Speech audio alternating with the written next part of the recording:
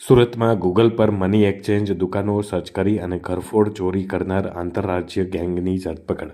સુરત શહેર ક્રાઇમ બ્રાન્ચે 4 મુખ્ય આરોપીઓને ઝડપી પાડ્યા. પોલીસની તપાસમાં 7 ઘરફોડ ચોરીના ગુનાઓ ઉકેલાયા. શહેરમાં ઘરફોડ ચોરીના ગુનાઓ અટકાવવા માટે ક્રાઇમ બ્રાન્ચને મોટી સફળતા મળી છે. માત્ર મની એક્સચેન્જ ઓફિસો અને દુકાનોને ગૂગલ પર સર્ચ કરી અને ટાર્ગેટ કરતા હતા. આરોપી પાસેથી રોકડ રૂપિયા, મોબાઈલ ફોન, 3 નંગ મળી અને મુદ્દામાલ જપ્ત કરાયો છે. આરોપીઓની એમઓયુ ગેંગ બનાવી અને તેઓ અલગ અલગ રાજ્યોમાં ફરી અને ગુનાઓ કરતા હતા.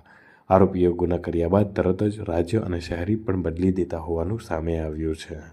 સુરત ક્રાઇમ બ્રાન્ચમાં પોલીસ ઇન્સ્પેક્ટર જૈન ઝાલા અને પીએસઆઈ એમડી મહિડાને એક બાતમી મળી હતી કે યુપીની એક ગેંગ છે જે આખા ભારત શહેરમાં અલગ અલગ રાજ્યોમાં જે રાજ્યના મુખ્ય શહેરો હોય એમાં મની એક્સચેન્જની દુકાનોને ટાર્ગેટ કરી ઘરફોડ કરીને જતી રહ્યા છે.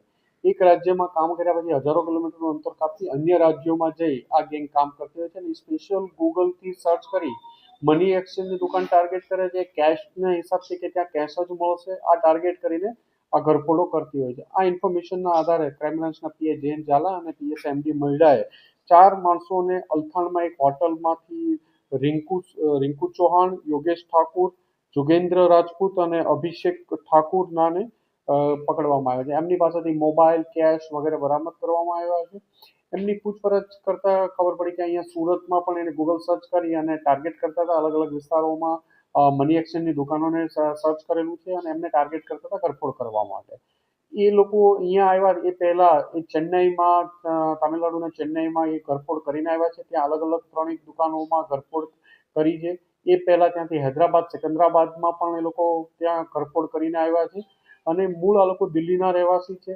રિંકુસિંહ ઉપર 10થી વધુ ઓફેન્સ દાખલ થયેલા છે અને અન્ય બીજા આરોપીઓ જે છે એમના ઉપર પણ ઓફેન્સ જોગેન્દ્ર ઉપર 2 ઓફેન્સ છે, અભિષેક ઉપર 1 છે. ગાઝિયાબાદ અલગ અલગ રાજ્યોમાં ગુના દાખલ થયેલા છે અને અત્યારે પણ એને દિલ્હીની આસપાસ ગાઝિયાબાદ, ઉત્તર પ્રદેશ, સિકંદરાબાદ, હૈદરાબાદ, તેલંગાણા અને તામિલનાડુ, ગુજરાત વગેરે જગ્યાએ અલગ અલગ જગ્યાએ ઘરફોડ કર્યાનું કબૂલ્યું છે.